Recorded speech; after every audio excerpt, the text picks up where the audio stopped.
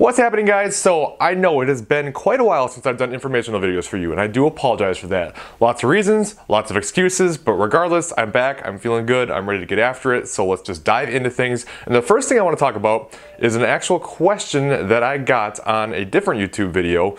And before I dive into the topic of the video, I just want to say, if you ever have any questions, any topics that you would like me to cover on video, please ask them in the comments.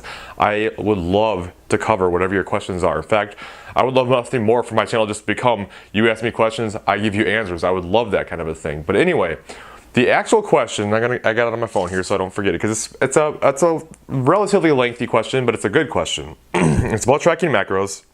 So this person wants to do a video on the practical aspects of tracking macros, like how to know what to track. So he says, how do you know what to track? It's easy if you're eating food that comes with a nutrition label, but a lot of times we don't eat more processed foods like that. And if you're someone who eats a cleaner or healthier diet, it can be a little bit more difficult. And what do you do if someone puts a bowl of beef stew or a piece of chicken pie in front of you? How do you know how to track that? So, that's kind of the thing that always just baffles them about tracking macros. It's how do you track these foods when you don't really know what's in it? So it's a great question, and I think the first thing that we need to discuss is one of the problems a lot of people have with tracking macros is it's almost like a different form of an eating disorder. I'm not saying in this instance this is the case, but we feel like we have to be perfect. There's always this kind of all or nothing mentality, or this perfect mentality that we just need to nail everything all the time, or it's completely pointless. So the first thing we need to talk about is the fact that you don't have to be perfect with tracking your macros. In fact, it's not even possible to be perfect because there's just too much variance in everything. Even nutrition labels themselves are going to have a good 10 to even 20% variance from what's actually on the package label to what's actually in the food that you eat. So perfect doesn't exist. So we need to get away from trying to be perfect. So it kind of comes down to just doing the best you can. So just finding something that you think is close and rolling with it is a heck of a lot better than just saying, well, I don't know, so screw it, I'm not even going to bother tracking it, especially if you're really trying to stay on top of things. Now, whether we should always be tracking or not be tracking, that's for a completely different video.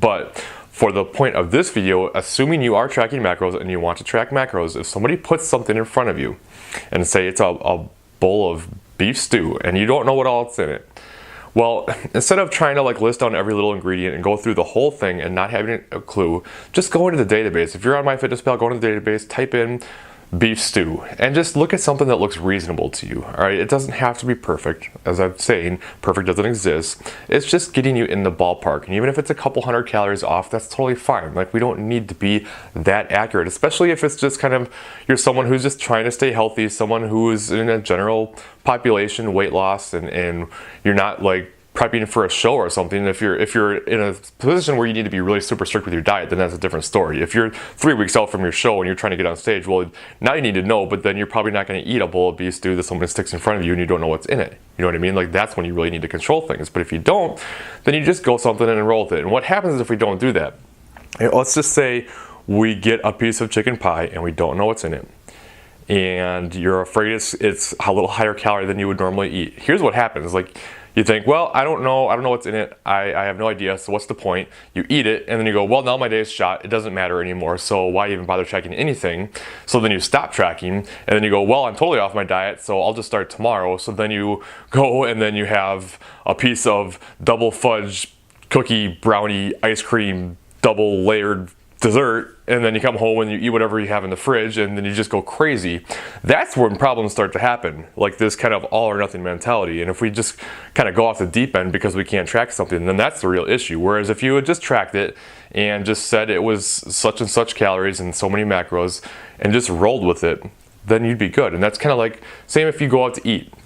And let's just say you get a buffalo chicken sandwich. Well, not everyone's got nutrition information on their website, but you can go to a website that does have it. You can use someone say a Chili's or a Fridays or a bigger restaurant that has nutrition available for their site, and just use one of those and just be good with it. It's just gonna get you in the ballpark, and that's the big thing. Plus, you have to understand, even if there was nutrition available for that restaurant, it's gonna be off. It's not like the cooks are back there measuring off as much butter as they're supposed to use and all the sauce and your piece of chicken and like measuring things. They're just throwing things together and making it and sending it out there. You know what I mean? Like, it's going to be different, and that's okay. Like, we don't have to be on top of everything all the time.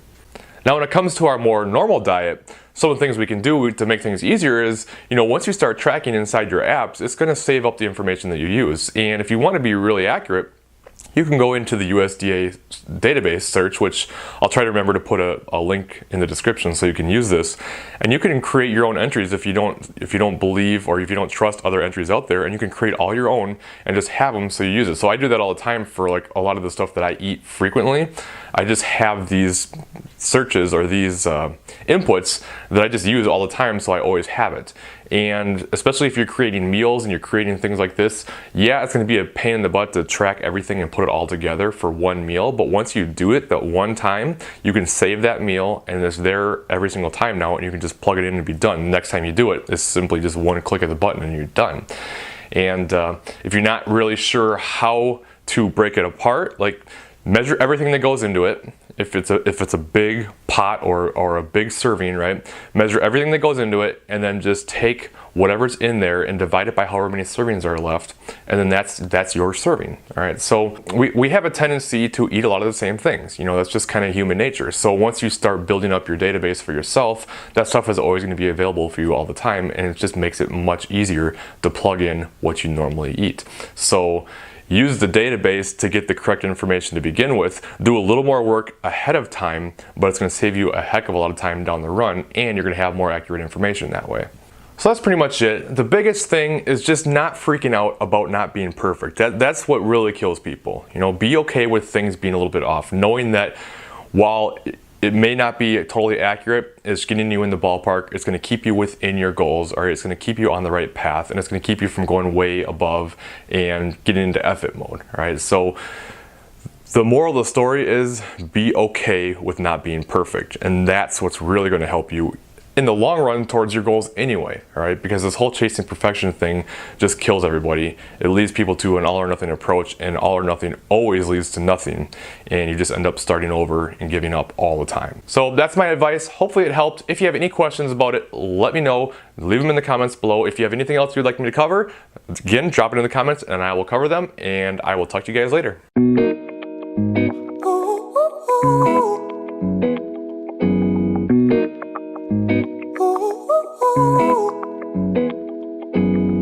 I'm addicted to the love that you're giving. Every minute, every day I've been craving.